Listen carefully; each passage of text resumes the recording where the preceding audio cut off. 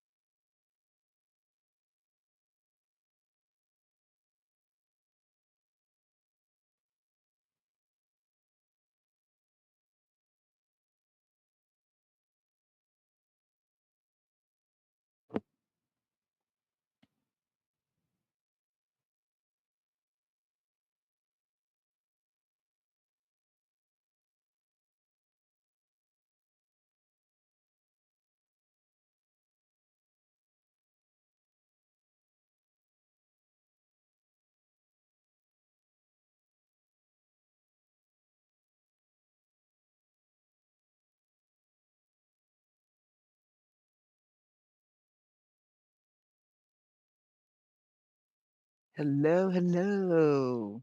Okay, so what should have popped out? I'm using a new software, and for whatever reason, I had everything set up. I hope you guys can hear me. I know you can. Let me know if you can hear me. Okay, so the actual comment section should have popped out, and it didn't pop out, right? Number two, I set up the monitor so that I can capture the second screen. Not capturing the second screen, why we don't know. It's coming in blank, and it should not do that.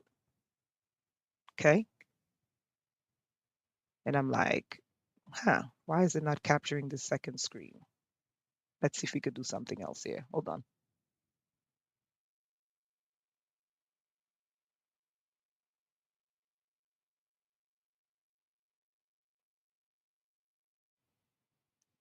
Okay, we're gonna do it that way. So that way looks like the way, but I need to make sure that people can actually I need to make sure that people can see me. So bear with me as I play around with this. Okay. So that looks like a yes, you can see.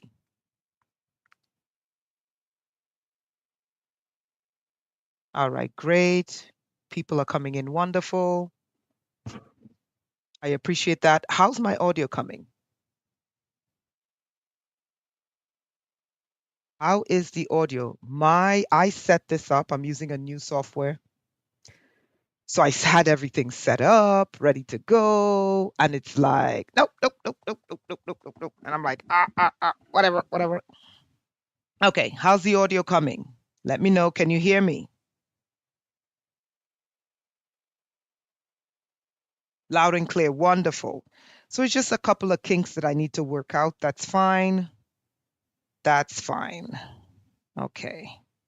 All right, people. So you know how we do. Come on in, come on in, come on in. You know how we do. You know how we do here, right?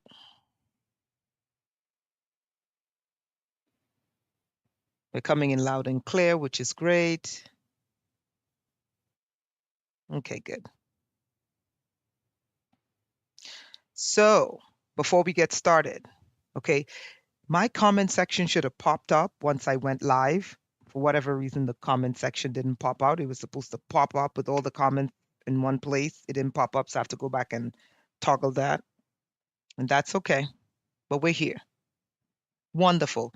Okay, guys. So before we get started, let me send you this. So this Friday, before we get started, this Friday is the next movie Decode. It's a movie that I saw. I'm going to make a list of all the movies everyone is sending me. And this is a really fantastic movie with a lot of revelations in it. The movie is called Decode. The movie's called Decode. Oh my God. So the movie Decode for this Friday is The Gorge. It's on the screen, The Gorge 2025. There's a lot of disclosure in this movie. Okay.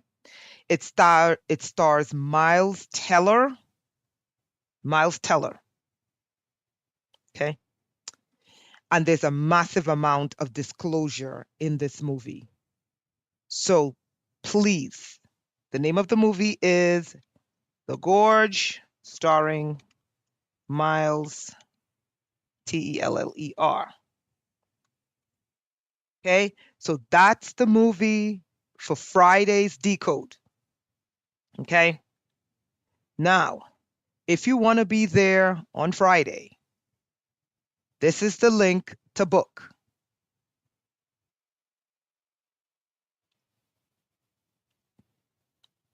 Okay. If you want to be there on Friday, this is the link to book.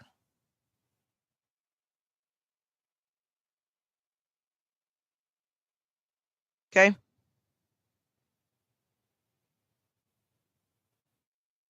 Okay. So we're going to do quick roll call. I want to tell everyone thanks. Then we're going to get started, right? So you know how we do. Number one, if you have it, it's only $30. Be there. The reason why, again, we shifted to movie decode is because now we went from training you guys to see to now you guys have to be able to tell me, spiritually what's going on. And one of the things they do is they put a lot of information in movies. So I need to know that you guys are spiritually adept at picking things up on your own. And you're able to now go on and teach people.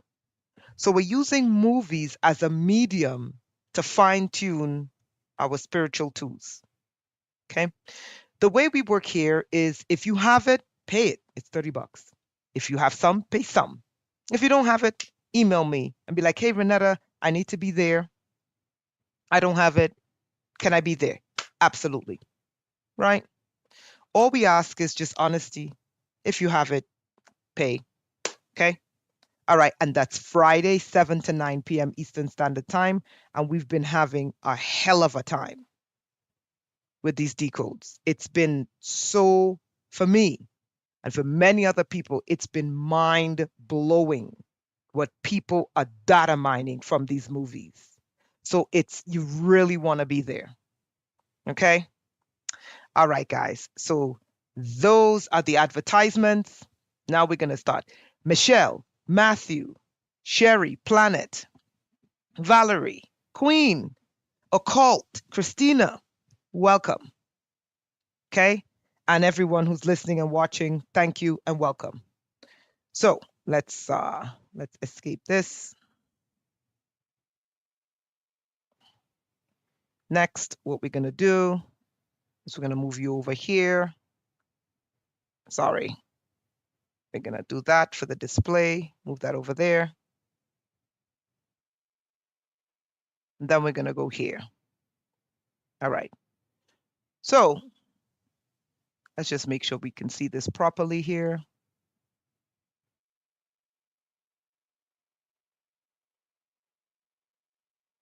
Okay, great.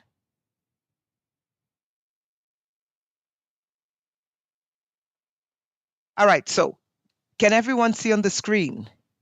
My screen should have popped up, and I don't know why this didn't pop up. This is so crazy. My comment section should have popped up and out, and I don't know why it didn't. I'll fix that for the go. Can everyone see the screen? Let me know if you can see what's on the screen. Okay, great. We're going to get started. So on Thursday, it's going to be back to spiritual stuff. On Friday, we have to navigate this reality. Okay. And in order to navigate this reality, we got to look at some hard, cold facts of what's going on. I am apolitical. Okay. Let me let everyone know my position. I am apolitical. If you ask me if I had a political belief system, I believe we need some government, but I believe that the government must enshrine and protect the rights of the people. I believe that part of the government, part of the monies raised by government, because the government collects taxes. I personally believe that taxes is not just for infrastructure, but taxes should also go to citizens. I'm telling you my political beliefs, but these are just mine. I also believe that that taxation scheme should also have representative economics. And I believe the best way to represent people economically is that each group should have economics representative of themselves, that represent each group's, their culture, their identity, etc. If you ask me for a governance structure, historically or futuristically or whatever, my personal governance structure is egalitarian. And by egalitarian, I mean that you don't just need politicians or representatives to represent you, but you also need economics that represent the people. If you're going to take taxes from the people, then the people should have an economic system that reflects and represents them.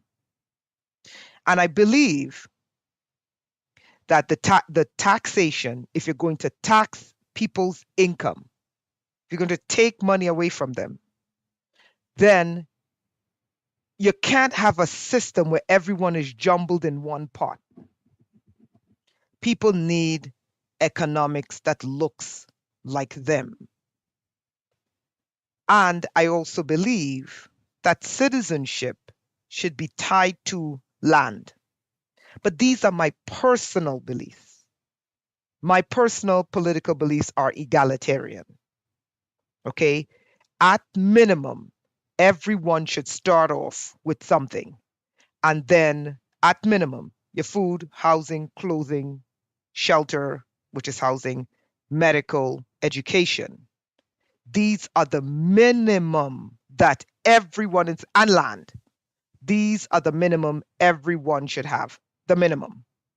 Okay. Above that is capitalism. Okay. So but these are my personal beliefs. And I don't have the right to impose my personal beliefs on someone else. I don't have the right to impose my governance structure on someone else. Okay. I don't have the right to say the country should be like this or the country should be like that. But what I can say is, look, you have a melting pot of people and you're throwing everyone into one pot and you're shocked when there are fights. When people are not being represented according to their belief systems, their economics, their ideologies, etc., etc. Okay? Not only that, the people are producing more and getting less. And we're going to take a look at that. Okay? That's what today is. Thursday, we're going to do another live stream. Thursday, we're going to go back to spiritual stuff. We're going to look at this dog system again and who these dogs are. But today we need to look at the hard facts of what economic policies do to people and why,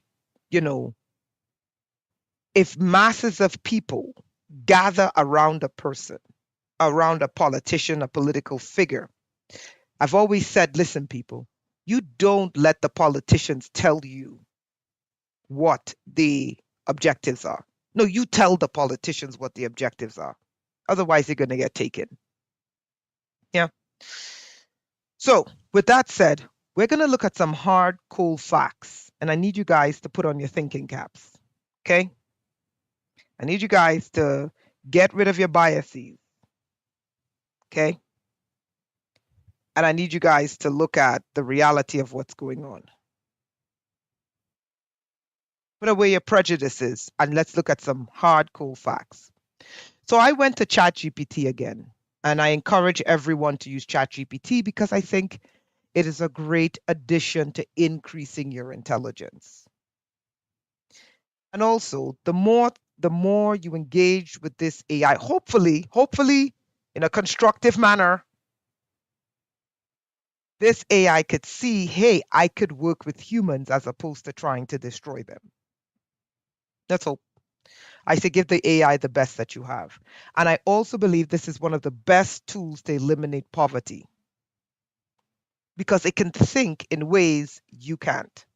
It can reason in ways. Its reasoning capabilities is literally 3 trillion to what? A couple billion? Okay. So that's fine. If you don't want to use AI, that's fine. But I think it's a great tool for increasing intelligence when used wisely and for solving some of the world's problems. Okay. But that's me. Now, I went to ChatGPT and I needed to look at some data. Okay. Because I in order to understand the economic impacts of certain policies, you need data. Okay. Because people are out there spewing nonsense. They're saying stuff. Sounds great. But at the end of the day, you have to understand that policies impact people's lives. So, I went to ChatGPT and I said, hey, listen, I need some data because I need to understand where these policies are headed. I queried ChatGPT and I asked it, I said, hey, listen, which states in the United States generates the most income in terms of GDP for the United States economy? Is it Republican or is it Democrats? We're going there today, right? So if today's live stream seems, sorry, Chat GPT, let me correct that here. Okay, sorry about that. Okay, so I queried Chat GPT because I needed to know, hey, listen, with all these cuts that are coming, and these cuts are very arbitrary, and these cuts dig in deep. They dig very deep.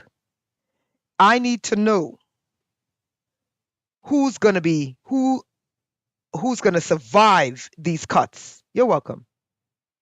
And who's going to be disaffected the most. And in order to know that, I need to know, I started off by asking it, which states had the most economic stability? Is it Republican or is it Democrats? This is what it said when it pulled the data. They said the states that generate the most income for the US economy tends to be Democratic leaning states, primarily due to larger urban population, higher GDP, strong economic sector, so diversified. James, you got it. Diversified economy, finance, technology, entertainment. So then it gave a breakdown of the 5 top producing states, and it literally went Democrat, Republican, Democrat, Republican, Democrat, right?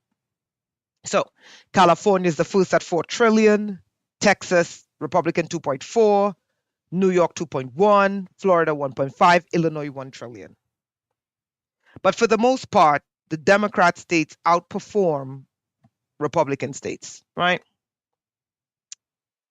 Okay, so the top, why I'm going to explain to you why this is important and why you have to get prepared. Okay. The political affiliation of high GDP states, the top 10 GDP generating, that's just income from each state, include Democrat strongholds, California, New York, Illinois, and then Republican states like Texas and Florida. Democrat states tend to have a higher per capita GDP because of diversified economies. Republican states like Texas and Florida, they contribute, but watch this, they also have a lower GDP per capita, but they have a lower cost of living and different industry structures, right? So then I needed to know, because the cuts, the federal cuts, people, for the love of God, please, because these things are going to affect yourself, these things are going to affect me. If people are not showing you the numbers and the impact, and they're just telling you about these cuts and giving you emotional platitudes with these cuts, okay, you will not be prepared. for when these cuts come. Today might be a little bit boring, but bear with me. You have to pay attention to this. And because you're dealing with the US economy, other countries need to prepare. And the reason why other countries need to prepare is because the party in power are backed up by followers who believe in small governments, just totally overlooking so many external factors. They want a smaller government and they don't care. That's what they want. So we're looking now at federal aid because the cuts are coming via federal aid. We need to know where those cuts will hit the most. Okay. And once again, if you're listening to me in foreign countries, the reason why you must pay attention to this is because the US dollar is the world's trading currency. This is what happened when you have people who want a government that is not for the people, but for their idealism. Want an idealistic government without really understanding how governments operate. Michelle, thank you. Okay. Now, this is very important. We're going to look at the tax versus aid. So, federal tax contributions, meaning the states that give the federal government, produce the most federal taxation, versus the states that receive the most aid. This is the crux of the matter. Okay. Okay, so Democrat states, this is the data. Democrat states generally contribute more in federal taxes. Democrat states receive less, in federal aid. New York and California being the two biggest. Did you catch that? So we're looking at tax versus aid on a federal level.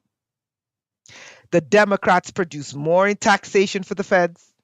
The Democrat states receive less in aid. Let's get to the Republican states.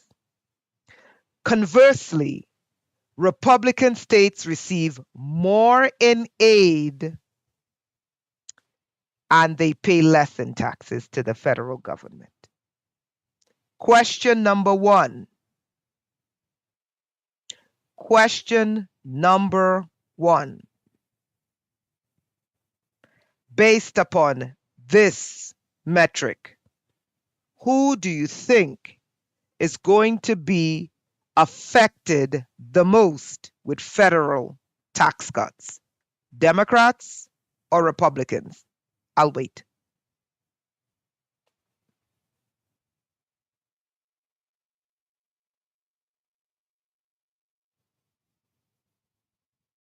Okay.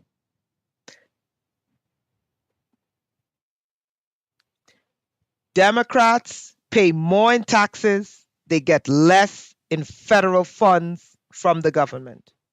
Republicans pay less in federal taxes, they receive more aid from the federal government. Trump is cutting deep cuts to the deep cuts, deep and arbitrary. Whether you like him or not, this is the reality of what's going on. Who's going to be affected the most? Democrats or Republicans? Thank you, Michelle. Republicans. Did you catch that, guys? Michelle, I said it earlier, but why would Republicans be more affected? Why? If Trump is cutting on a federal level, oops, sorry. Sorry about that. Hold on. Wrong way. If Trump is cutting on a federal level, federal aid, and Republican states are more dependent on federal aid, Republican states are going to be decimated.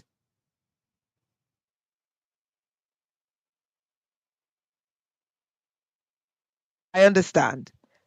But I understand that's specific to specific aid, but I'm talking about the federal cuts across the board, gutting agencies.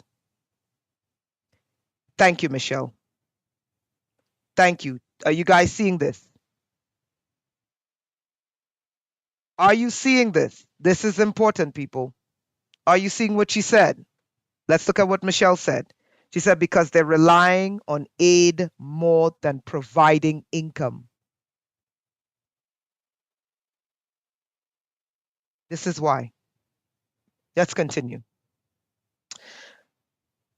Okay, so next I said create a table, Democrat versus Republican, of all 50 states, their GDP versus aid. Okay?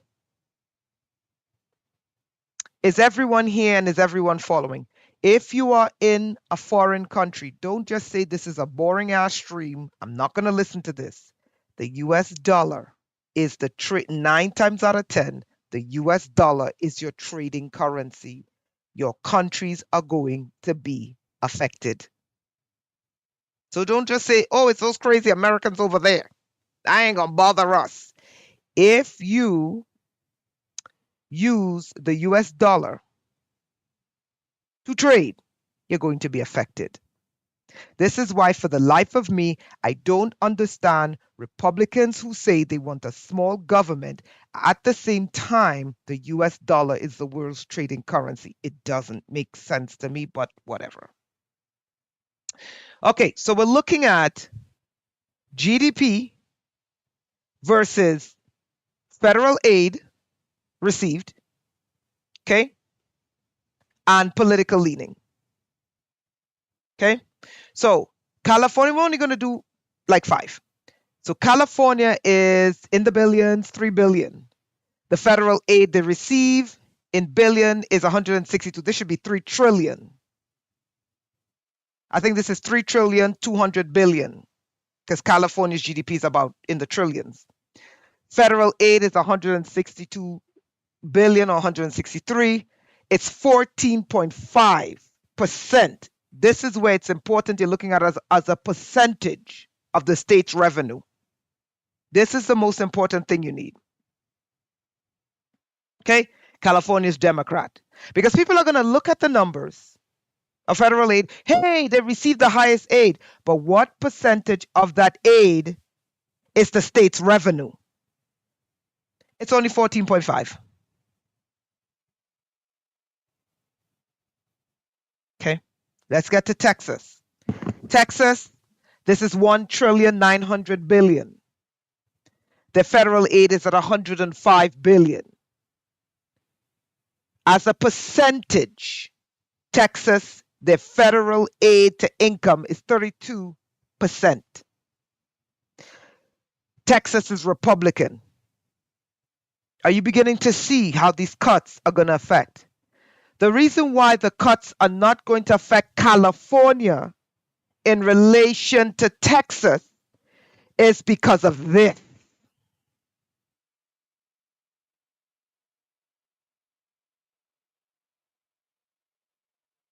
Okay? Is it beginning to make sense?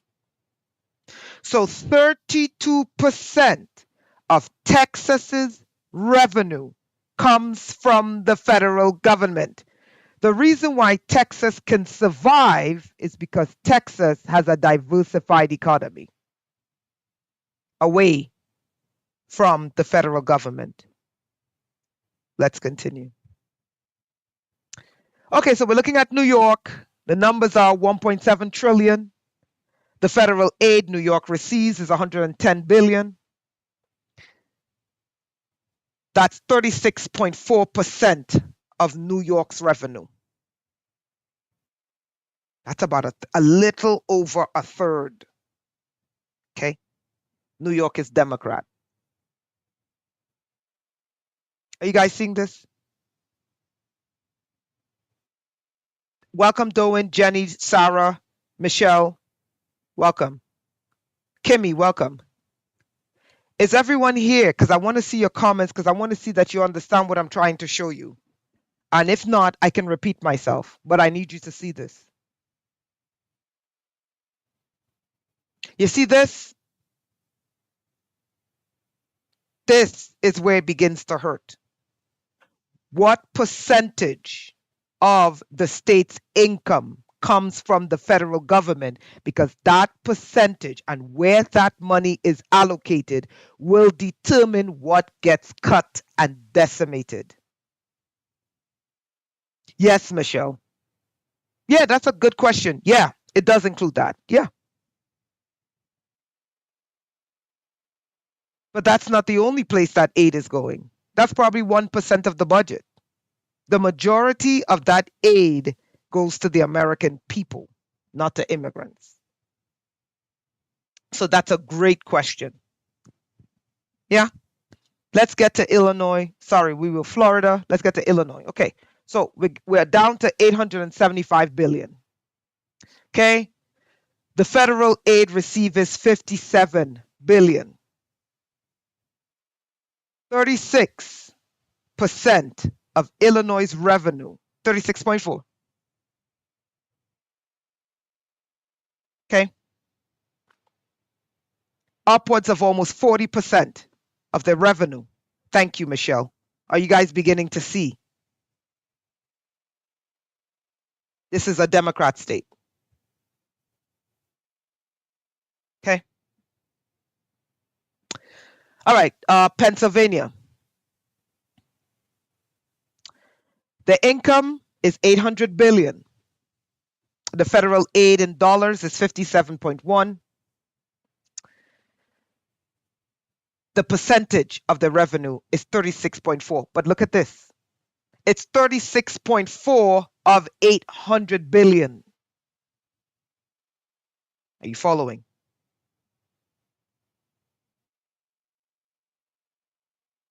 Okay. We get to Georgia, 650. 36.4% of 650 billion in revenue is from the federal government. Yes, Michelle. Okay. Are you seeing?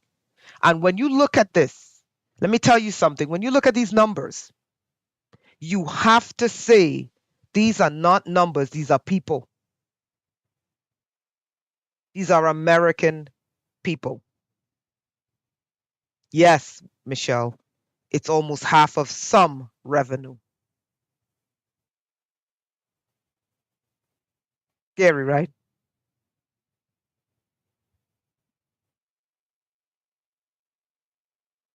Okay. So if you want this data, I could send you the link so you could look at the data. Let's approximate the data. So figures are approximate based on the latest available data from the Bureau of Economic Analysis. Data represents total federal funding for each state. Federal aid as a percentage of state revenue. This metric indicates the proportion of a state's total revenue that comes from federal aid. For instance, fiscal year 2022, federal grants accounted for 36.4% of states' combined revenue. What? Did you guys catch that?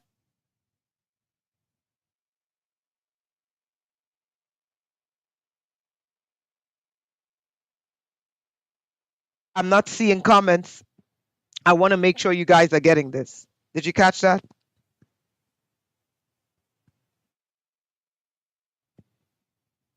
I'm not trying to be a pain in the ass, but I want to make sure that you guys are seeing the impact of these cuts.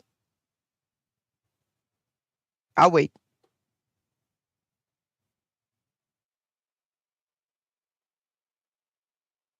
Thank you, Michelle. Anybody else?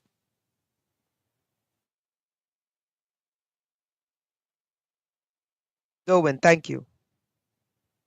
You see, While these people are telling you about migrants, while they're telling you, about transvestites, whether they have a penis or a vagina or whatever, while they're telling you it's the gays and it's the white man and it's the black man and look at these numbers, people.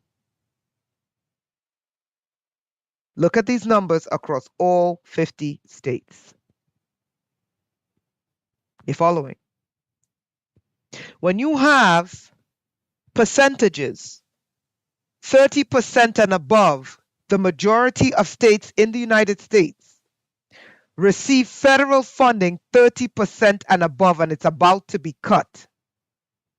And you're not looking at whether or not those states have a diversified economy that can withstand the shocks of these federal cuts.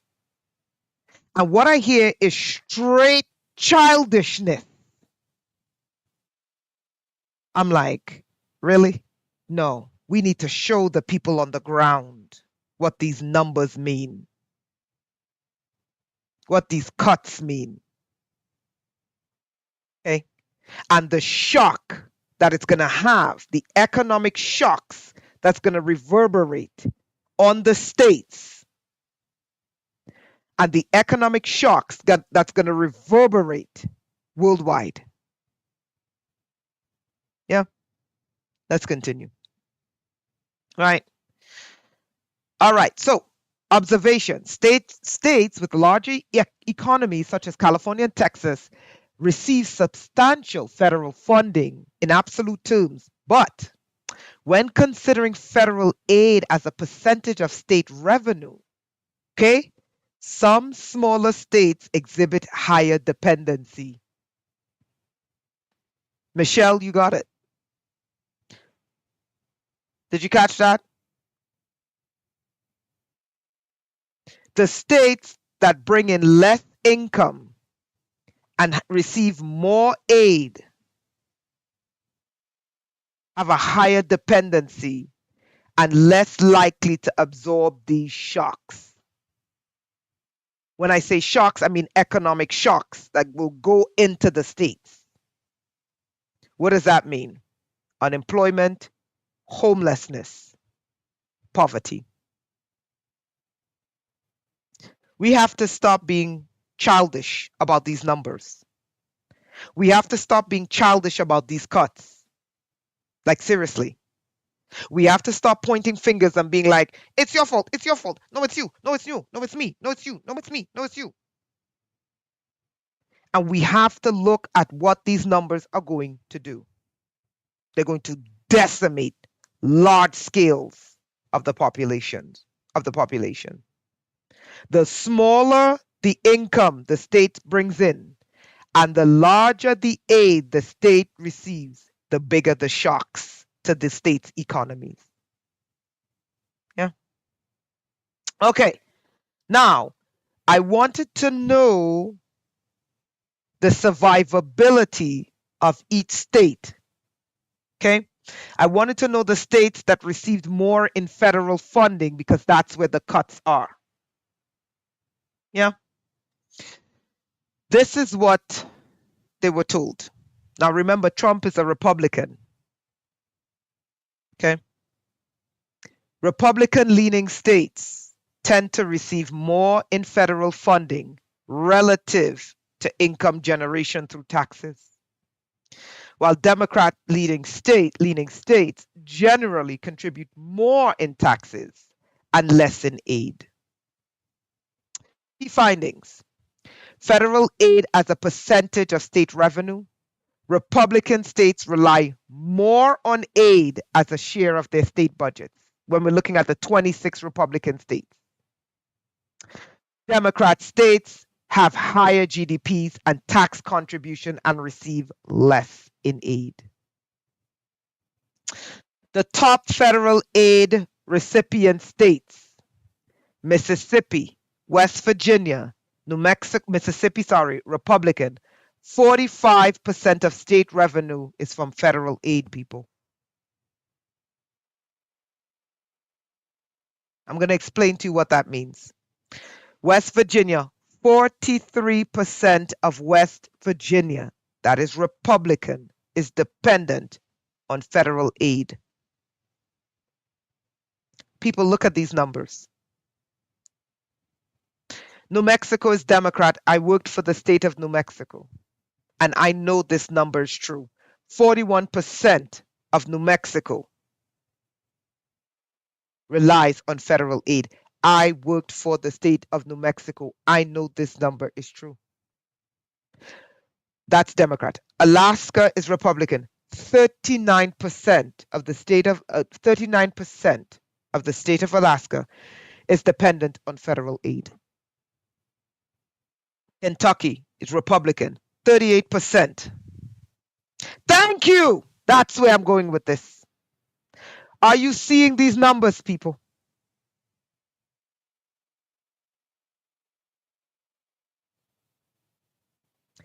Now, let me ask you a question. The deep cuts that Trump is making, the radical, these cuts are deep. When 38 to 45% of the revenue in your state is dependent on the federal government, and they are cutting and gutting, who will be affected more, Democrats or Republicans?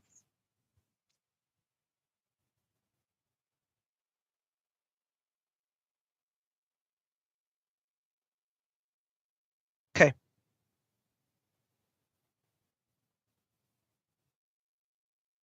Are you guys seeing those numbers? Okay.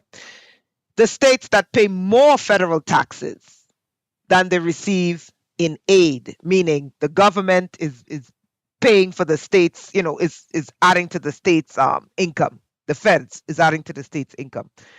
So California, New York, New Jersey, Illinois, Massachusetts, 5 Democrat-run states, all 5 Democrats, they receive little aid and they give more in taxes, meaning Democrat states are more income producing than they are in income receiving. Are you seeing these numbers? Are you seeing these numbers? Let me go back because you need to see these numbers. Mississippi, 45% of the state's budget comes from the feds. West Virginia, 43% of the state's budget comes from the feds. New Mexico, 41%. Alaska, 39 and 38. Look at these numbers, people. And Trump is about to gut all of that. These numbers represent, I know for a fact where these numbers are going because I work for the state of New Mexico. A large portion of those numbers go directly to the people. Okay? I worked for the state of New Mexico. I am telling you, a large percent of those numbers go directly into the people's bellies and to pay their bills for them to survive. Okay? Look at those numbers. And it's being cut. Let's continue. All right. So states that receive more federal aid that they pay in taxes. These are the states: Mississippi, West Virginia, Alabama, Kentucky, New Mexico. Republican, Republican, Republican, Republican, Republican. Michelle, you got it.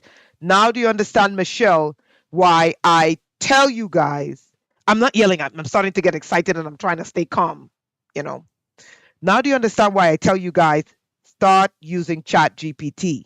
If you're in the workforce, put it on your resume.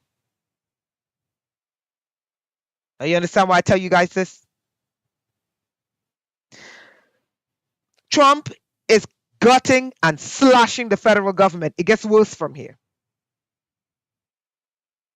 And the states that are going to be affected the most are Republicans. It gets worse from here. Okay, so conclusion. Absolute dollar amount. Democrat states receive most in federal funds. However, federal aid dependency, meaning you're holding up the actual state. Okay? Republican leaning states receive more as a share of their total state revenue. Did you guys catch that?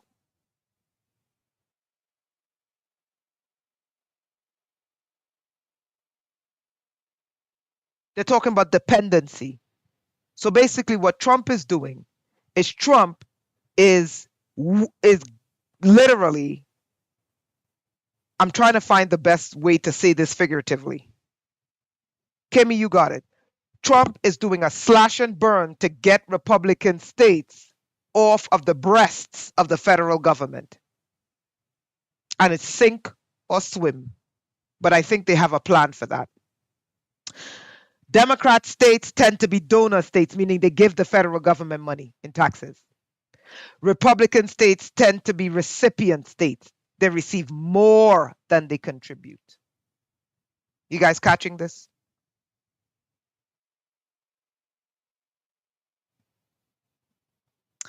All right.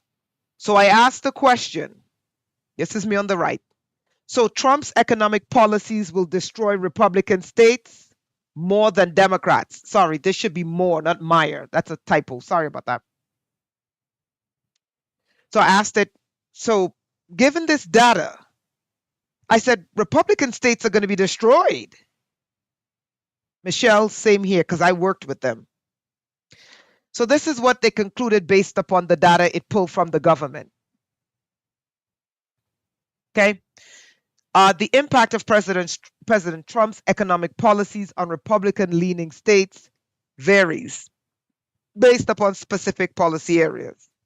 While some policies, such as Medicaid cuts, may disproportionately affect Republican-leaning states like Texas, other policies, such as deregulation and tax cuts, could benefit the states by stimulating economic growth. Therefore, it is not accurate to assert that Trump's economic policies will universally harm Republican states more than Democrats, right? But watch this. I went on to ask, hey, which state hires more federal workers? Because if you're cutting the government, 9 times out of 10, you're getting rid of large portions of the workforce at the federal level. So I said, okay, let me ask this question a different way, right? So this is what it said. It said Democrat-leaning states tend to have more federal workers in absolute numbers, but Republican-leaning states often have higher percentages of their workforce employed by the federal government due to military bases and aid programs. So what you're looking at here is like in Democrat states, you would have headquarters. Yeah, exactly. So when they talk in absolute numbers, they would say, okay, so like you would have the headquarters would be mainly in Democrat run states. But when you're talking about literal numbers in the workforce, it's more Republican. Okay? I need you guys to understand this portion when you understand how the cuts and how the firings are going to affect each state. Is this beginning to make sense? Right? Okay? So, absolute numbers, you're dealing with things like headquarters. But real numbers, you're dealing with like population, actual large percentage of population working for the government. Right? Okay, so we're going to break down the numbers because it's important that people see how it's going to affect their state. We have to stop being childish about these cuts. Okay? Because numbers equal people. Numbers equal people. Yeah? Democrat-leaning states tend to have more federal workers. We did that. Let's look at federal employment 2023. California, 150,000. But remember, 150,000 federal workers, but California's GDP is 4 trillion. Is it beginning to make sense? Now let's look at the area. Defense, NASA, VA, the Postal Service. Democrat. Because people are just going to look at the numbers and think, oh, California is screwed. Not necessarily, because they have a diversified economy. They could absorb some of these cuts. They have an income of 4 trillion and only 15% of their income comes from the Fed. Are you guys seeing how these numbers are going to affect states? Okay, Virginia, we're dealing with 140,000, right? These are Democrat. But look at where they are. Pentagon, CIA, Homeland Security. Okay? Okay? That's what they mean when they say absolute numbers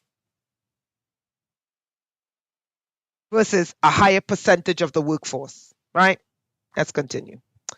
So we get to Texas, 130,000. I think Texas, their income is I think 2 trillion. Okay. But look at this. It's military bases. This is just government, federal government, NASA, Border Patrol, right? Okay.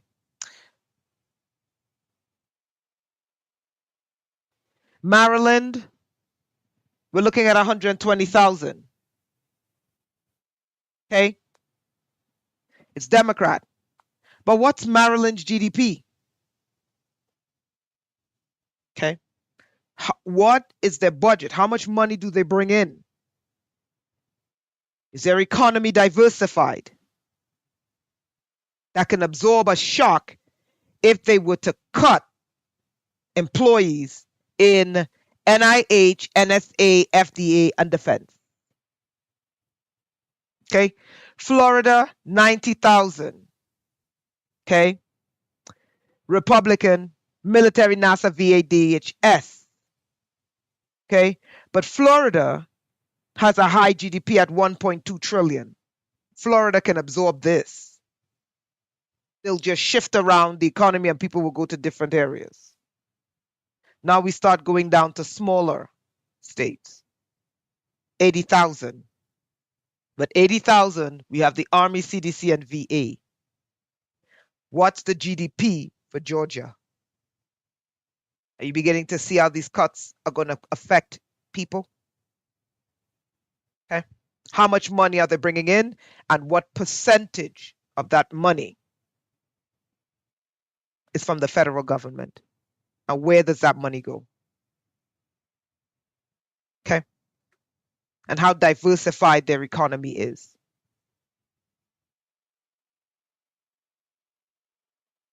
Are you guys seeing these numbers? Right? Okay. Washington, 75,000. Pennsylvania, 65,000.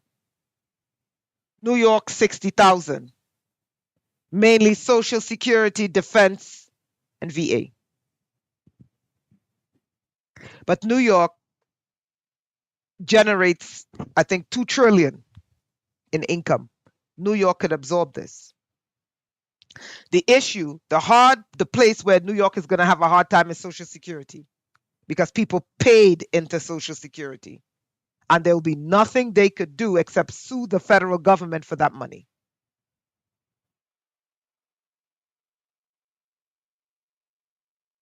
But these are the areas where these people work. But my assumption is, if you're going to cut workers in Social Security, the assumption is that checks will be delayed or cut. Is it beginning to make sense? If you're going to cut the employment in, let's say, Arizona, and we see that federal employees are in the military and Border Patrol is going to get cut. There's no two ways about it, people.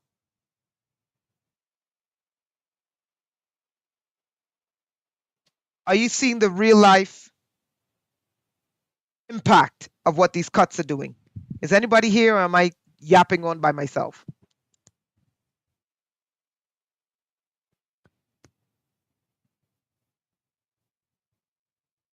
You following? If you're going to cut employment and social security, you're going to cut social security.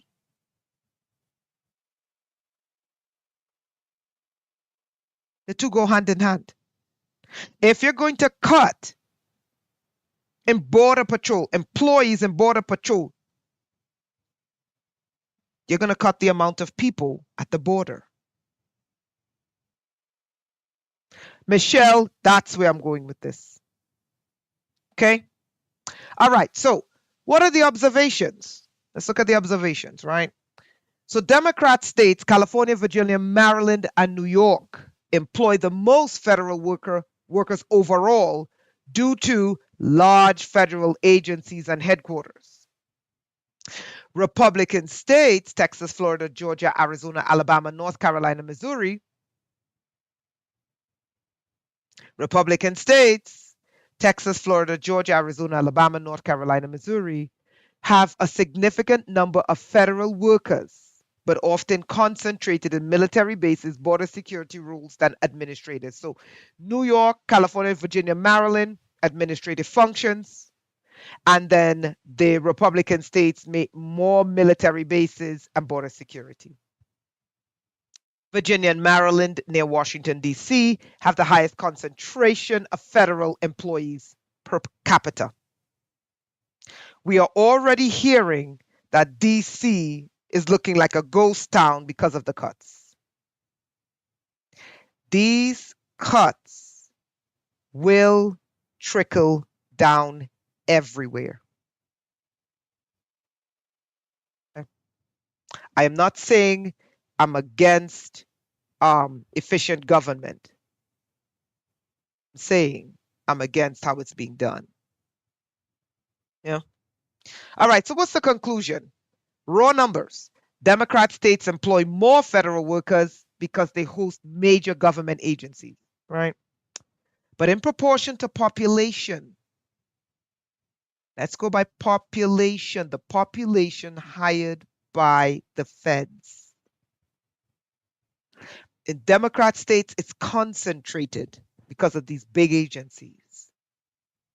But in Republican states, it's population wise, meaning they impact the population, the demographic of the population. I need to know you understand what I just said because that's the key.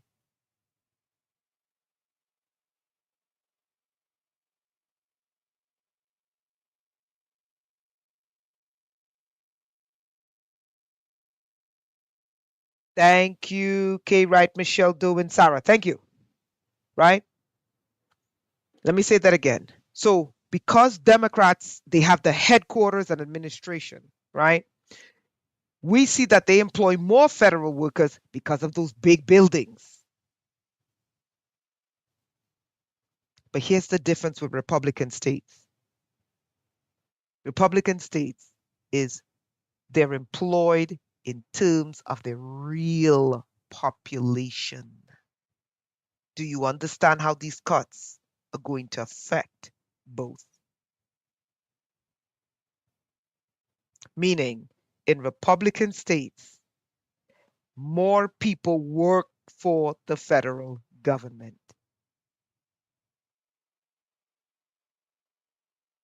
Whereas in Democrat states, the concentration is in these big government headquarters. One is population wise, one is just localized to these big agency buildings.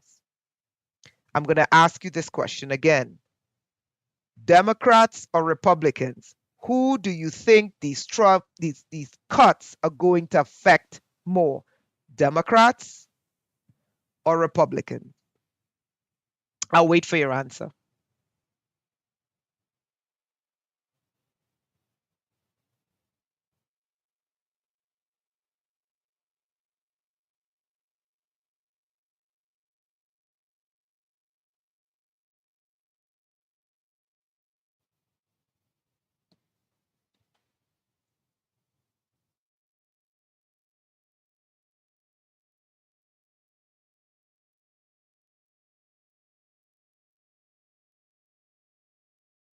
Michelle, you got it.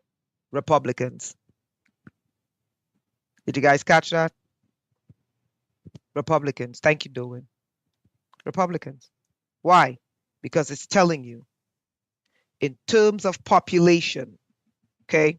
Terms of the population, more Republicans are hired by the federal government, meaning it's going to impact the employment for the state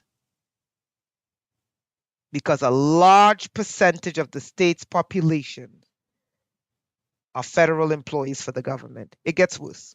Let's continue. We need to know the states that are going to be impacted the most because people need to prepare as best as they can. Okay. The proposed federal budget cuts under Trump administration are poised to impact various states differently, depending on their reliance on federal funding and their programs, right? So this is an outline, an overview of how these cuts might affect certain states. Okay. Louisiana, 50% of Louisiana's operating budget. Does everyone understand what an operating budget is? And if you don't know, that's fine because not everyone is born knowing accounting and not everyone understands, numbers. That's fine. Operating budget is what a state uses to run. Okay. Every cent in that budget is used because it's used for operations. It's what the state uses to run.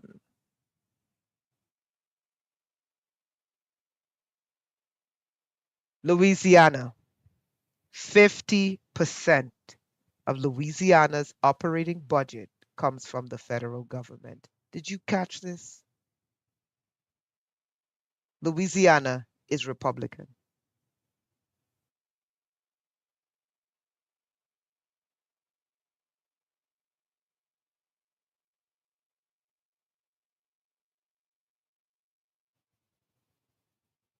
Michelle, you got it. Louisiana is the highest percentage among all states.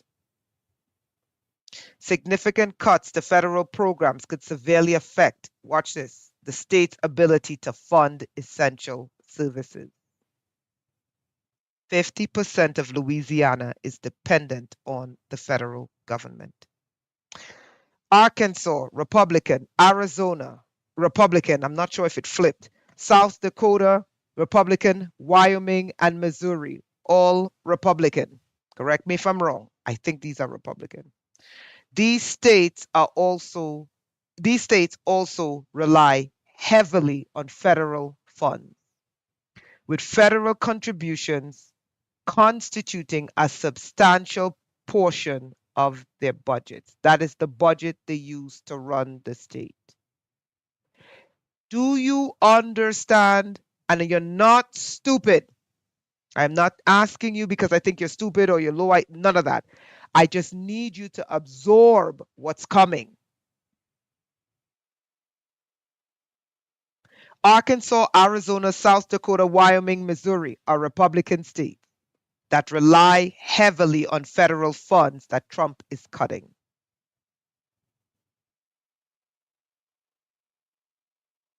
What is going to happen to these Republican states? Yes, K. Wright. But remember, these are operational budgets. So let's stop here for a second.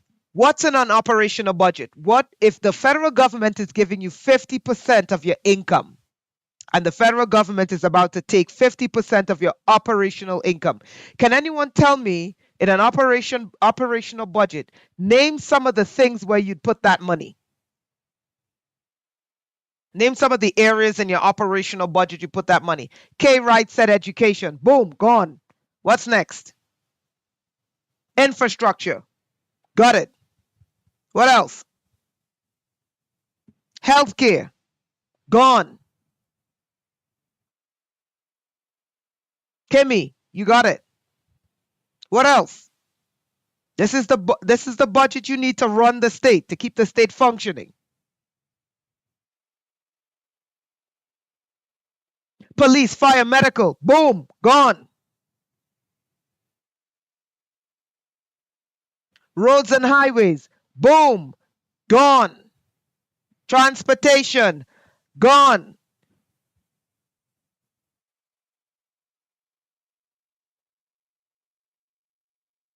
Is it making sense? 50% of Louisiana's operating budget, the budget that is necessary to run the state, comes from the federal government.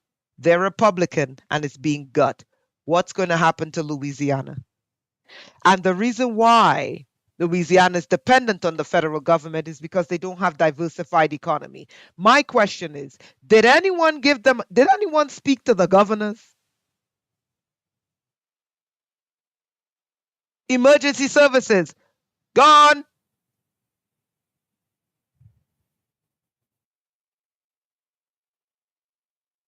Let's continue. The other states affected who have high reliance on government funding is Arkansas, Arizona, South Dakota, Wyoming, and Missouri. All right, so let's look at the impacts. The impacts, Medicaid. I'm not going to read it. We're going to move through because there's some more. Community development financial institutions. That's for New York. Okay? And this is basically business loans and mortgages for underserved communities. So if you're an underserved community and you want to buy a house, good luck, not happening. Education. Department of Education, gone. Okay? Conclusion. States that depend heavily on federal funding, especially for programs like Medicaid, education, and community development, are at a higher risk of adverse effects from the proposed budget cuts. The extent of the impact will vary based on each state's reliance on specific federal programs and their capacity to offset funding reductions with other resources. So diversification is key. Okay, we got to look at what's the income the states are bringing in. How HUD is gone. How diversified is their economy? Can they absorb a shock with 50% of their income gone? Right? All right, so I asked ChatGPT. I need a comparative analysis. Will Democrat or Republican states be decimated the most? Who is going to be impacted the most by Trump's proposed? It's not proposed anymore. It's action. We're cutting. We're cutting. We're gutting. We're dismantling. Who's going to be affected the most? I asked ChatGPT. Republican-leaning states would likely be hit harder by Trump's federal budget cuts. It's not proposed. It's being done. Yes, Michelle, if you want to buy a home, forget it. If you want to open a new business and you want to go down to SBA to get, a loan, forget it. You're not getting it. Michelle, I'm going to go into the quack, quack, quack, quack, quack. Yep. Okay, so the only mistake here is that they're saying it's proposed. It's not proposed. It's being executed. The budget cuts are not proposed. It's being executed. Now we need to brace for impact.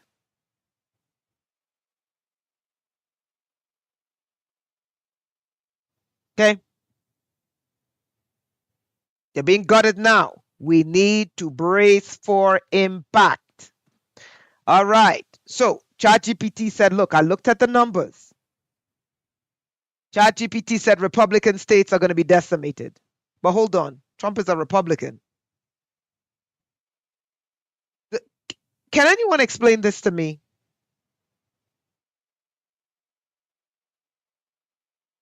Anyway, whatever. Trump is a Republican.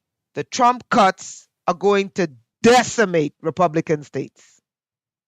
And only 2 Republican states are going to survive. Texas and Florida, because of the GDP.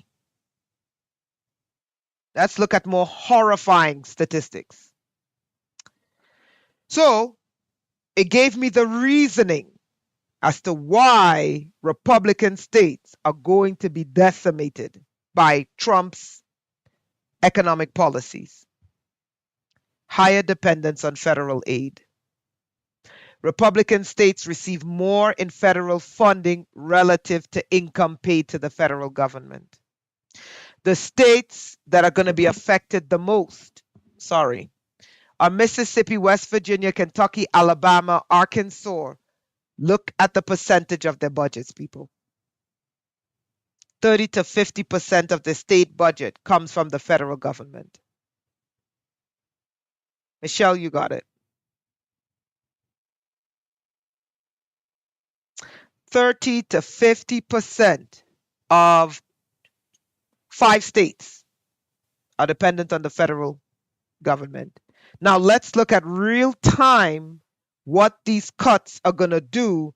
So if you're in these states, you need to understand what's going to happen on a ground level in these states. Medicaid, food, and rural development. Why is that scary? If 30 to 50% of the state funds come from the federal government, and the cuts are going to impact health, food, roads, libraries, education, access to money to buy homes, money to pay utilities, money to pay your bills. Cuts are being made. What's going to happen when this population in Mississippi, West Virginia, Kentucky, Alabama, and Arkansas don't have money to buy food?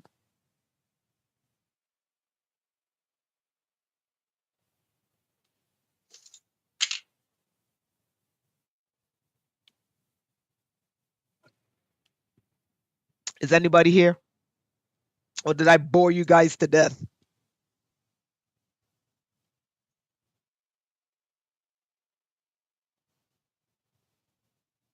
What's going to happen when this population doesn't have access to health care? Thank you, Michelle, for that.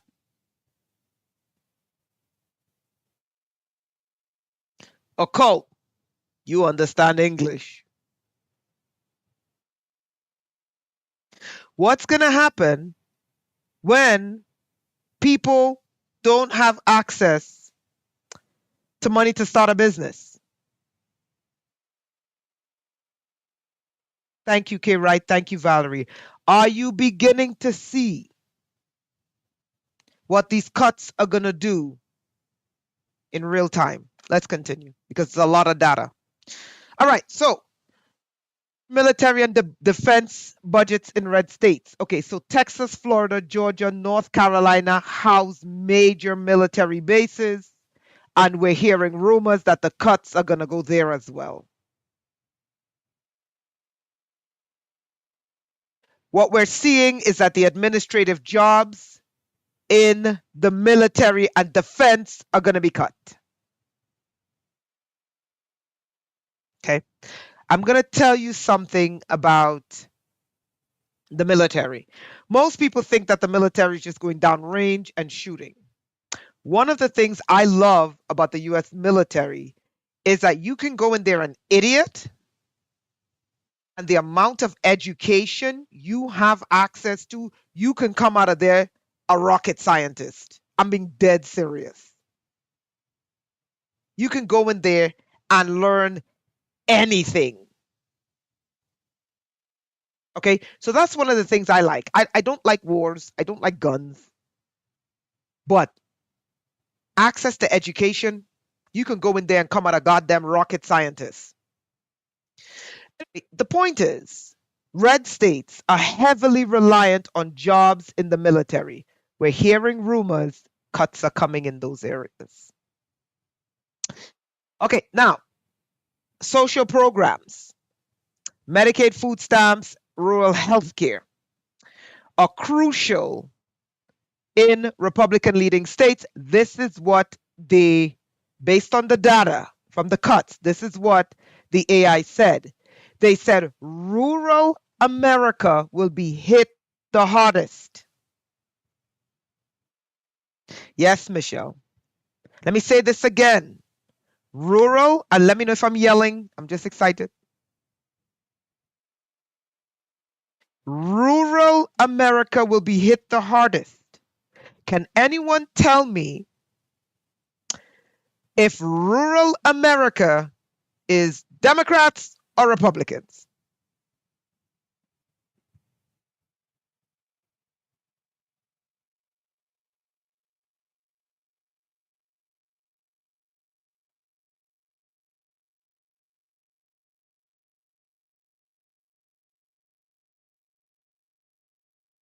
Did you catch that? Michelle, thank you. Sickness and pregnancy and abortions are going to skyrocket. Rural America is Republican. It's Republican strongholds. Now listen carefully to what it said. Cuts to social programs will hit rural areas the hardest. Programs like Medicaid, food stamps, and rural health care are crucial in Republican leaning states. Let me repeat myself. Medicaid, food stamps, and rural health care are crucial in Republican leaning states.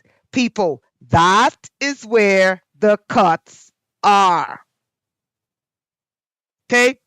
Texas, Florida, and other southern states with large uninsured population will face severe challenges. So now it gave me the numbers, the stats, sorry, for Democrat states. I'm not yelling, I'm getting excited. Okay, why Democrat states will be more resilient. Now, it's not saying that you won't see unemployment or poverty or whatever in Democrat states, but what they're saying is Democrat states will survive. They're more resilient, and they're saying why they have a greater likelihood of surviving than Republican states with these federal cuts. Democrat states have stronger economies. California, New York, Illinois contribute more in taxes, less in federal funds. They have more diversified economies. You have tech, finance, entertainment, etc. They have safety nets. Many blue states have higher state taxes and stronger local welfare program, meaning they can absorb federal cuts more effectively. Conclusion: Republican states will suffer more from Trump's cuts. Let me say this again, people. Republican states will suffer more from Trump, his policies, due to their reliance on federal funding for their state budgets, military bases, and social programs. Democrat states will fare better because they contribute more in taxes, have stronger state economies, and less reliant on federal aid.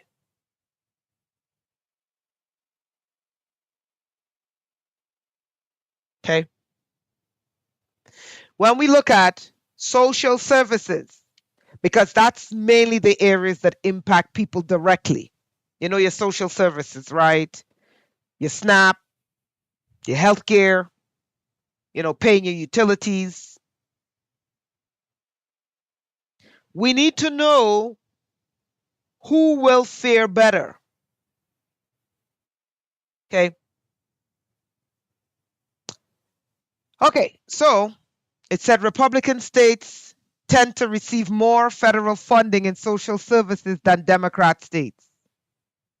Did you catch that?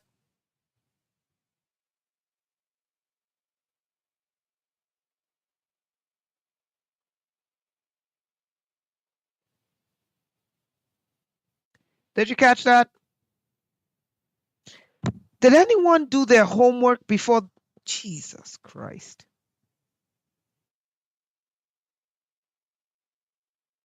Yes, Michelle, well said. Great observation. Yes, Kimmy, great observation. Farms, parks, wildlife. Yes. Did you catch this? But did you catch that Republican states receive more in social services than Democrat states. We were told time and time again it was Democrats who receive more in social services. No, it's Republicans. And the cuts are direct. It's a beeline for social services. We have been lied to. They lied to us and they told us that Democrat states receive more in social services. It's a lie. It's Republican states. And the cuts cut straight into social services. Are you seeing where this is going? All right, let's look at it. So, key reasons why Republican states receive more social services: higher federal aid dependency. The states are Mississippi, West Virginia, Kentucky, Alabama, and South Carolina. And the numbers are 35% to 45% in federal aid. Higher poverty and lower wages. Let's look at the poverty rates. Mississippi, West Virginia, Louisiana, we have double-digit poverty rates, 17 to 19%. Did anyone look at these numbers before they voted? Like, seriously. Many Republican states have higher poverty rates and lower median wages, leading to greater demand for Medicaid, food stamps, and SNAP and housing. That's HUD. We're dealing with 19, 17, and 18% poverty rates in Mississippi, West Virginia, and Louisiana. All right, rural states rely more on federal subsidies for healthcare, food assistance, and infrastructure. Medicaid expansion and SNAP benefits are vital in Republican states. And I personally, I don't look down on people getting SNAP or healthcare or infrastructure from the government because I'm like, hey, you pay taxes. It's your money. Okay. But what I'm trying to say is this: before the cuts, was there a plan to boost the income in these states before you started executing these cuts?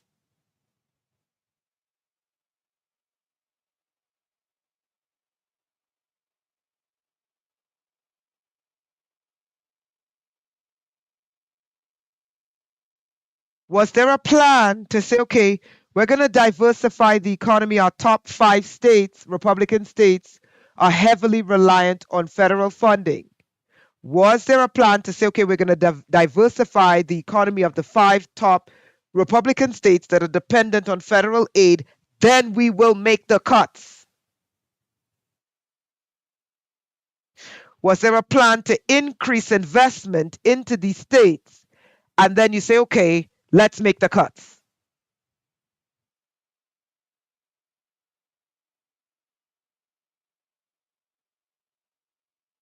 Michelle, you see where this is going. All right, lower state tax revenue and spending. Many Republican states have lower state taxes and less public investment, so that they rely on federal funding. Florida has no state income tax, relies on federal funding for Medicaid and education. Texas, the same. These are for the health programs. We already talked about Democrats paying more, receiving less. So I asked, so Trump's tax cuts, this was wrong. It wasn't supposed to be tax cuts. It was supposed to be federal cuts. Here we are. So Trump's federal cuts would disproportionately affect Republican states and cause more poverty there. Yes, proposed federal cuts under Trump administration are likely to disproportionately affect Republican-leaning states, potentially exacerbating poverty levels in the region. This stems from higher dependency on federal funding, impact to social safety nets, social services, reduction in food. Let me ask you guys a question. Have you ever worked in a benefits program helping anyone? I have. Have you ever had to listen to someone who did not get their food benefits? I have. Have you ever had to listen to someone who was in dire need of Medicaid because they had a medical injury, a medical problem, and needed to see a doctor, and they were denied? I have. Have you ever listened to a grandmother explain to you, I have my grandkids and I don't have food in the house?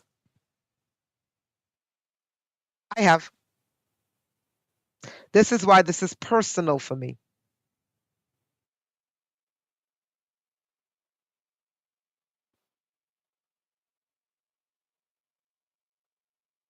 Okay. This is why these numbers are personal for me. Okay. I have. I've listened to the elderly and they tell you their story. The food is not just for me. I have my grandbabies and we haven't eaten in 2 weeks. We use the money to buy food. I said, okay, you know, I can't say too much, but I will say this. Okay, so do you have the paperwork so we can get this ball rolling? No, we don't have the paperwork. I said, okay, can you visit your local ISD, your income support division? The local income support division is 50 miles away. And I sit there like, shit.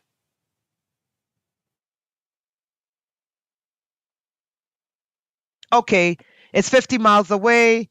Are there buses? Nope. Do you have a car? Nope. Can someone drive you? Nope.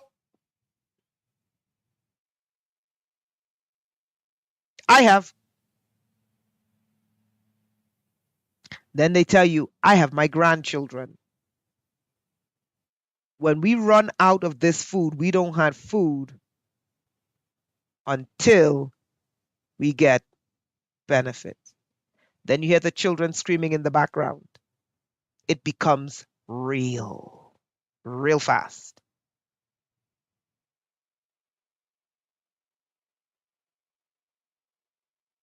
Then I heard Americans for benefits. I don't have money. But immigrants are getting $5,000 in food stamps. It becomes real.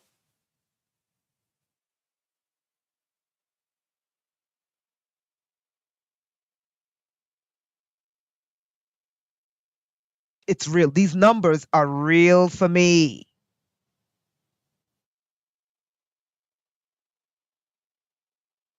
They're not numbers for me. And I listen to people, yeah, cut more and cut more and cut more. And I have to restrain myself from absolutely, excuse my language, fucking hating these people. I said, so because you have a little, it's okay to cut from those who have nothing. Because you have a little bit more. These numbers are very real for me because I know how these numbers are going to hit. Let's continue. Potential increases in poverty level. We need to prepare. Okay, hold on. Let me move down. All right, so these are the Republican states that get aid and the percentages.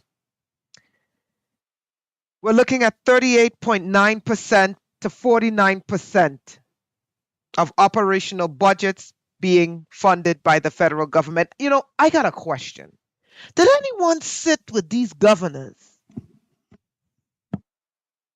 sit with the state representatives,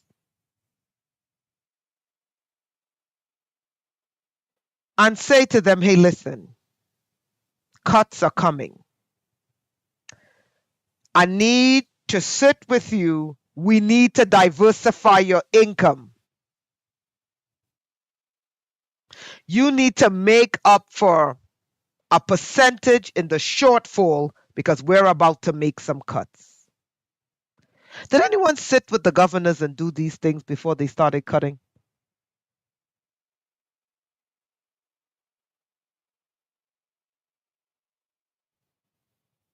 All right, let's look at the federal aid percentages. Mississippi is 49%, Louisiana is 46.5, Arizona is 45, Kentucky 44, Missouri 42, Montana 44, sorry, Tennessee 40, South Dakota 40, West Virginia 39, Idaho 39. The data underscores the significant reliance on Republican-leaning states on federal funding to support their budgets.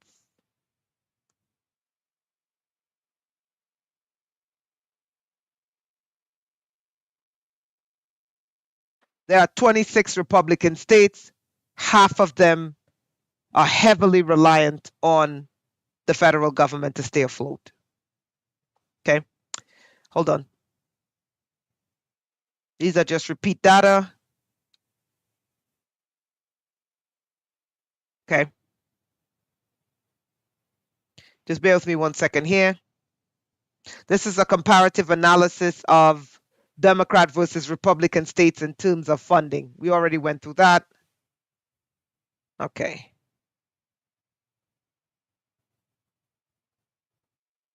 All right.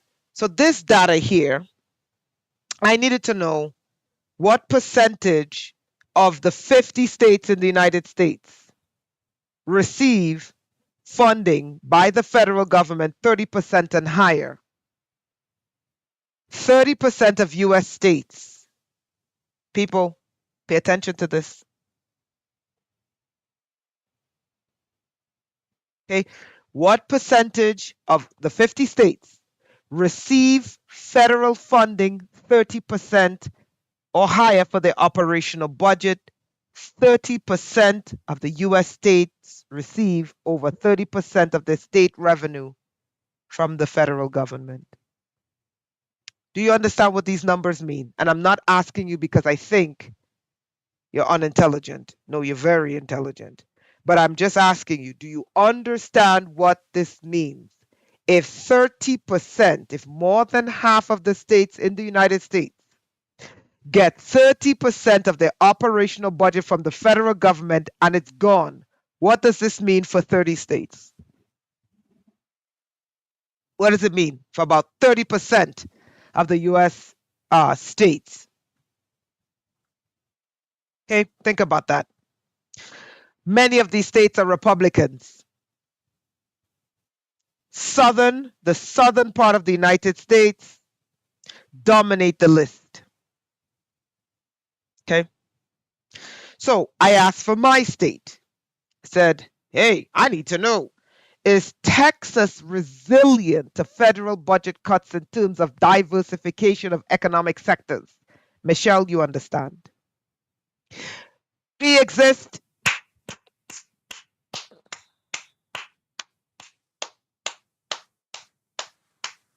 Thank you. I need to read what B exists said. We need to build micro communities and self-sustaining ecosystems like R has been coaching. There is nothing like an idea whose time has arrived.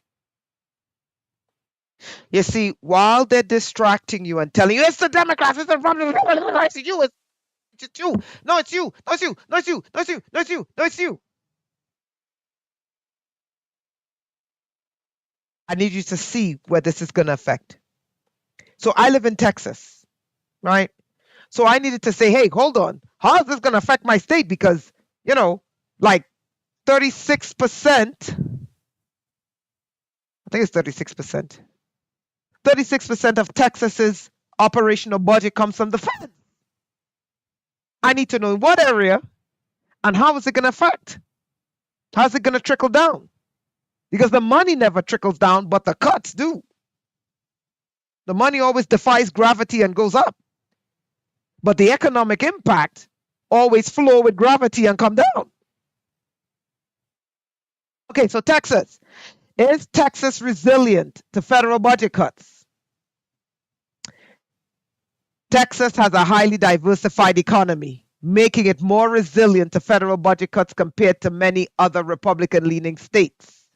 Energy, technology, finance, healthcare and biotech, Manufacturing and trade, agriculture.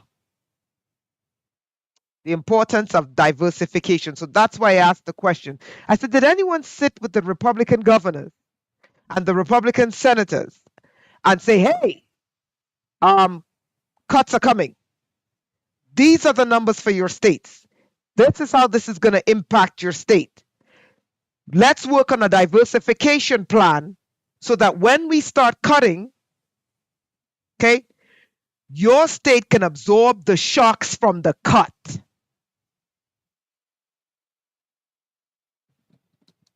All right. Federal dependency.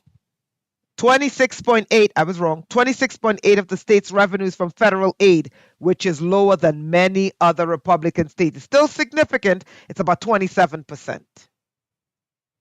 Federal workforce. Texas has a large number of military bases. Defense spending cuts would impact regions like San Antonio. Okay. NASA, border security and immigration. So you were promised a stronger border, but the cuts are going to affect them. So they did a SWOT analysis, strengths and weaknesses in resilience, strong private sector economy with diverse industries, tech and renewable energy, large export economy with Mexico. This is why, you know, large export economy with Mexico and global markets. The weakness, rural areas in Texas are more dependent on agricultural subsidies, which we know has been gutted. Medicaid funding, we know the guts are coming. Military and aerospace jobs, we are hearing hints that they're going to cut the military, so that's coming. Disaster relief, we haven't heard anything about cutting FEMA, but we do know from 4 states that the federal government has not helped them with the flooding. So final verdict, Texas is relatively resilient to federal budget cuts due to diverse economy and strong private sector. But targeted cuts, because they're coming for the military. We know they're coming for NASA. We know they went after NASA already. We know they're going after Medicaid. So these areas are the targeted areas in Texas. Get prepared, people. Now here is where it gets crazy. Thank you. Panama and Canada is going to be broke and busted with the rest of us. Valerie, you took the word out of my mouth. Now, it is only natural for me to ask this question. I said, wait, hold on. Governments don't relinquish power. If the government relinquishes power, something is going to fill the vacuum. Renata, what do you mean? Federal budget cuts is not the government relinquishing power. Yes, it is. Yes, it is. Because that aid comes with stipulations. And the stipulations mean that the federal government exerts power using the aid. People, there's the most important part of the live stream today. Need your attention.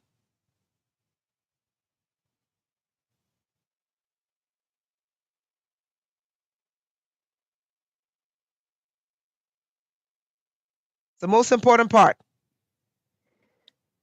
Government federal aid is federal power. Can we agree with that? Federal aid means federal power. You guys following?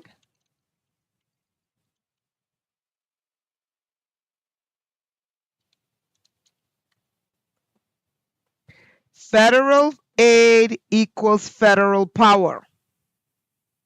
When the government gives you aid, the government exerts power through the aid, a level of power. So we know historically, governments don't aggregate power and then relinquish power, especially when the power is directly related to money. Oh, Michelle, that's funny. That's funny. We know that governments do not relinquish power, especially power in the form of money.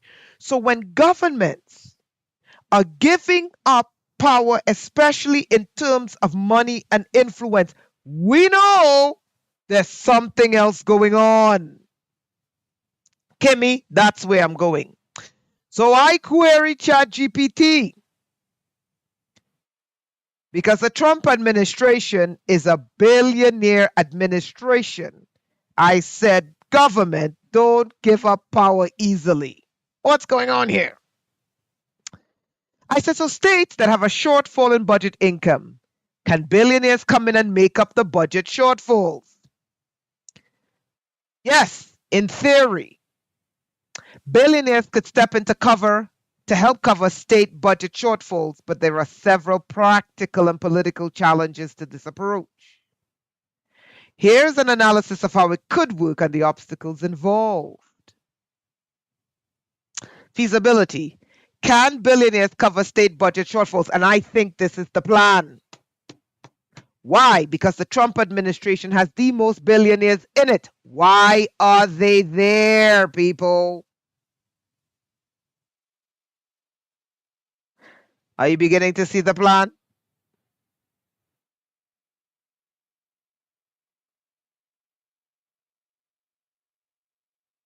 Michelle, thank you for that. Are you beginning to see the plan? The Trump administration has the most billionaires. Why are they there, people? Let me tell you why. Because whenever governments are not like an umbrella. When the rain falls, you open the umbrella and the government begins to exert a wider area of power. When the rain stops, the government closes the umbrella and governments begin to exert a smaller area of power. That's not how government works. Michelle, is anybody here understanding what's going on? Valerie, thank you for that. Federal contractors are foaming at the mouth. Are you guys seeing where this is going? Benjamin, are you seeing where this is going? Derwin, are you seeing? I'm not yelling. I'm starting to get excited. Are you see where this is going? So the notion is, if we shrink government, government will be shrunk.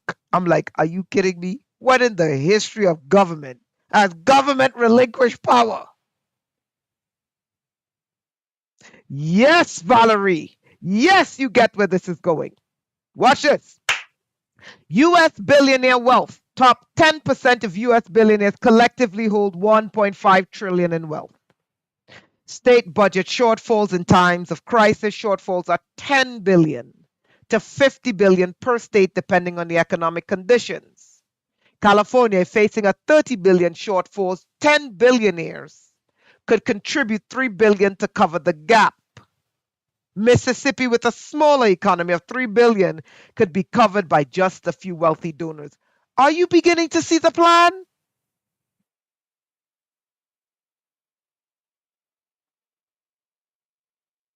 Oh, I'm not moving until you see the plan. I'm not moving until you see the plan. I'm going to say this again. Governments don't relinquish power. If a government decides to cut, it doesn't mean that the government is giving up its power. That vacuum is now created and something will fill it. Are you seeing the plan? Seeing the plan for Republican states?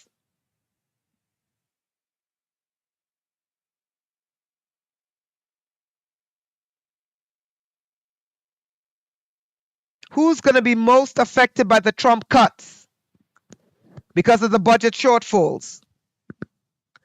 Michelle, you got it. Republican states. So where do you think the billionaires are going to come in? Republican states. Let's continue. Billionaires could use to help states methods: direct donations, Billionaires could create state-focused philanthropy funds to cover education, infrastructure, and healthcare costs. Okay, Jeff Bezos' ex-wife has already donated billions to various causes, including schools and housing. Public-private partnership. Billionaires could fund projects in exchange for tax incentives and investment opportunities. SpaceX, Elon Musk has received government contracts to fund space exploration while benefiting both sides. State-specific tax agreements. State could introduce voluntary wealth taxes where billionaires contribute more during economic crises. California wealth tax proposals aimed at the ultra-rich to cover state deficits. Investments in local economy instead of direct aid. Oops, sorry. Billionaires could invest in business, infrastructure, education to create long-term economic stability. What do you think they're going to get in return? Enter Bill Gates.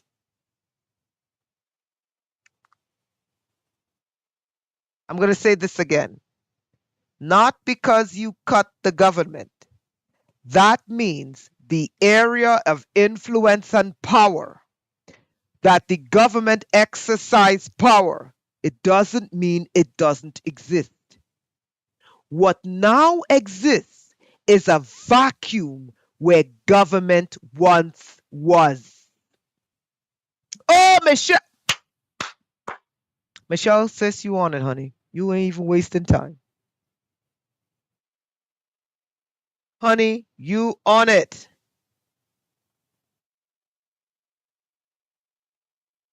Okay. You're following. You guys are following. And let me ask you a question. Is it Democrat states that have the budget shortfalls? Or is it Republican states that have the budget shortfalls? Be exist, you got it.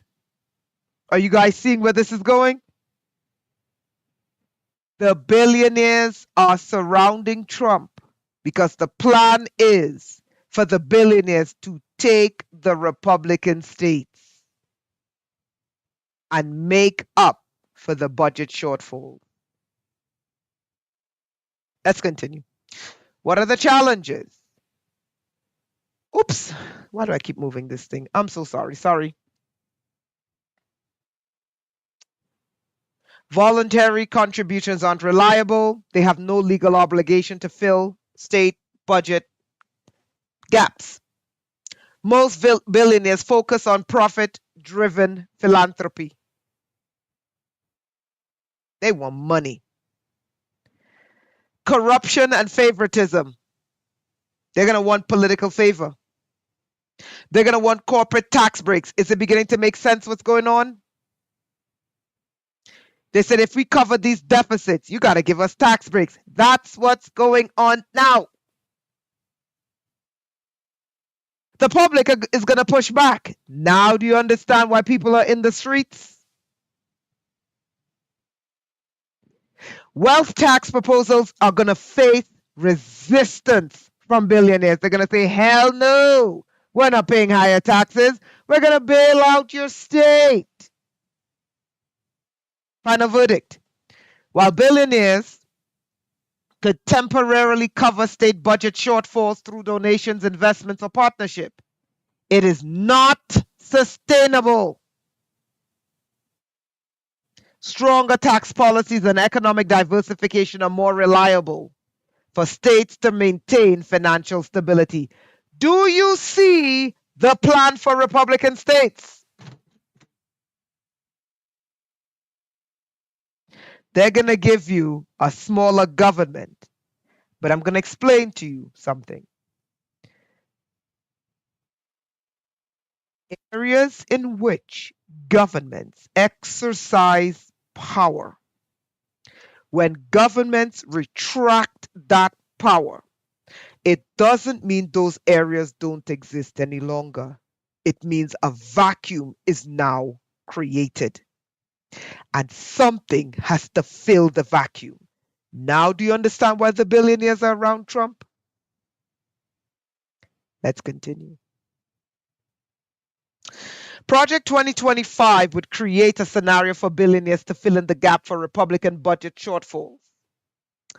ChatGPT said, yes, Project 2025, a proposed policy agenda aligned with conservative governance, could potentially create a scenarios where billionaires step in to fill in budget shortfalls in Republican states. However, this will come with significant economic, political, and social implications. How Project 2025 could create budget shortfalls in Republican states. Social programs. Cut. Here comes the billionaires. Education and public services. Cut, cut. Here comes the billionaires. Disaster relief. I don't know how they could make money with that. Military and federal jobs. Elon Musk. Is it beginning to make sense what's going on? Because of these budget deficits, Republican states are going to look for alternative funding sources. Who do you think they're going to look to?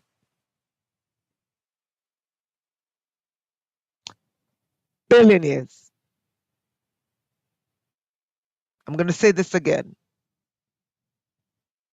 When governments retract their power, which they usually don't do, that doesn't mean the area in which the government exercises power is gone. It means there's now a vacuum and something is going to fill it. Now, do you see what's going to fill it? How billionaires are going to fill the gaps? They're going to privatize every goddamn thing.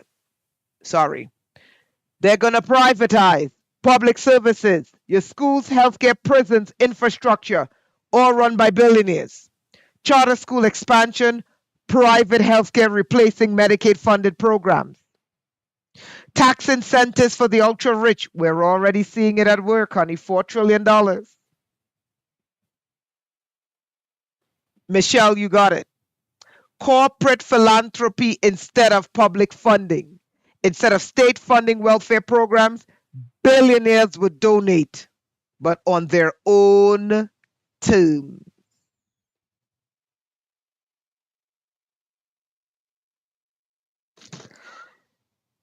There's way more, but here's what I'm going to do.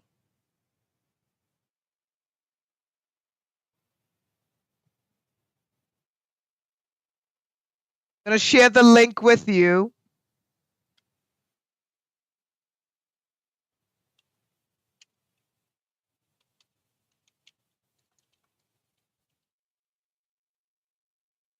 Okay, what you got to do, let me stop sharing my screen now.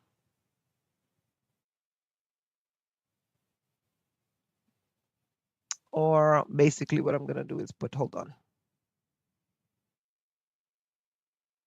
Okay. Let's just make sure that you can see here. Bear with me 1 second here. My second monitor. Sorry, I'm just thinking how I did this.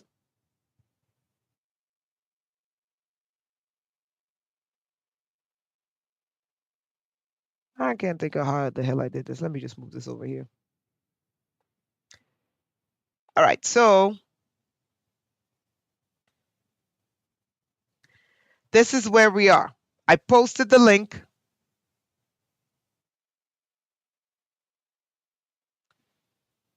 And we're going to do this. Hold on.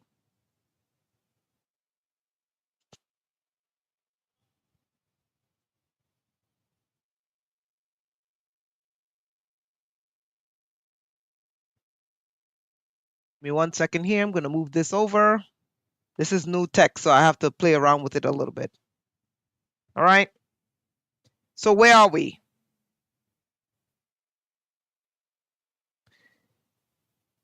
The point of the matter is the government is shifting to a public-private partnership. And the plan is, it's obvious that the plan is going to be Republican states are going to be the test ground for the public-private partnership, where the budget shortfalls in the operational budget for Republicans are going to be funded by the billionaires. If you pay attention to everything that's being done, it's obvious this is where it's headed. And the billionaires, in return, are going to say, look, this is what we want. Okay?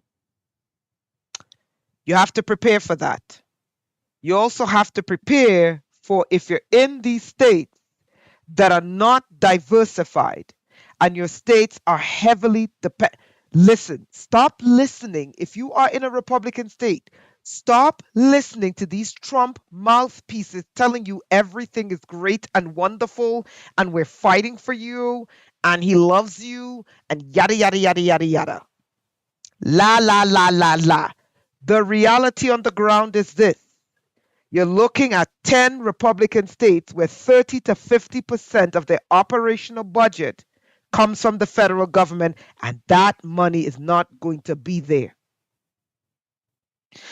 So if there's nothing to step in to make up those funds, those states are going under economically. And the people who's going to be there are the billionaires to step in, and the billionaire players like BlackRock, Vanguard, and State Street. And when they come in, they take everything.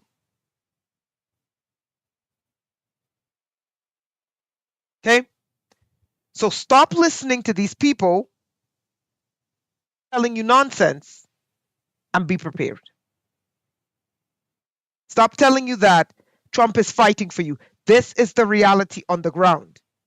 The billionaires are going to come to make up the shortfall in those Republican states. And I'm telling you how they operate. When they show up, they take everything. And they influence. They're going to heavily, if 30%, if you're looking at 40% of your income is coming from the federal government, and they're coming to make up the shortfalls, they're going to begin to influence the government to take away your land.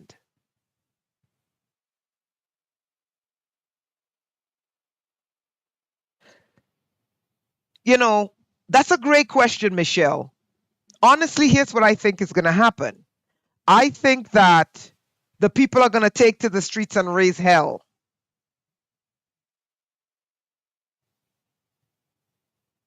Yeah, AI robot centers, and the AI robot centers are going up in Republican areas.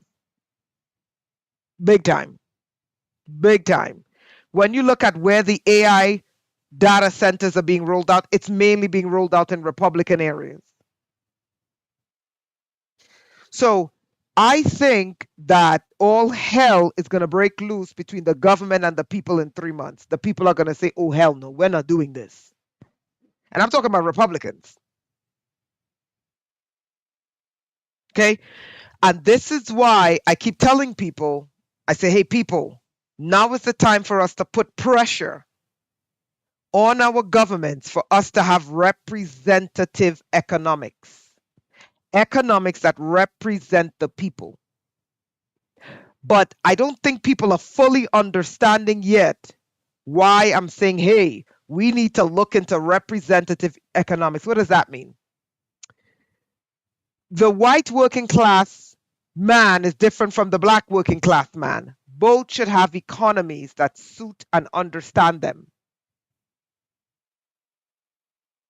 The Asian man has, different cultural mores than the Hispanic. Both should have economies that understands them. Women are different from men. Both should have economies that reflect and understand them. We have to move away from representative politics to representative economics. And I don't think it's hitting people yet what I'm trying to tell them. But it's going to hit them soon. It's going to hit them soon. I think we're going to get to a head in 3 months. When Republicans begin to feel feel what I'm trying to show them in numbers, I think Republicans are going to wake up. There's going to be hell. Okay? There's going to be hell. So this is why I'm trying to say, hey, people, look, we can intercept what they're planning.